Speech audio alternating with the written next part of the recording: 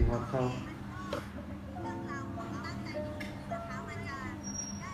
เรียนทุกมื้อแต่ไปหาเขาบ่ได้มึงกินฮอดเขามึงก็ไปหาเขาต่อ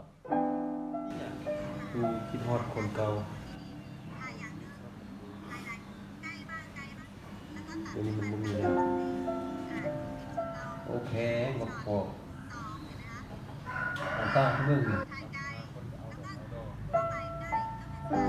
มึงฟังก็ได้เสียงมีความหักมึงบ่ได้ผิดที่ว่าตายบ่ได้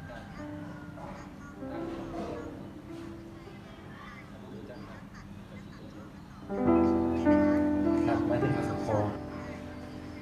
ถ้ามึงสิด่าพวกคณะถ้ามึงสิด่าพวกคณะมีจังซี่เลยมึงลองเอาก้อนหินไปใส่ไฟแบบมึงกำรู้สึกไม่ได้ถ้ามึงรู้สึกดีทนได้มึงกำต่อไป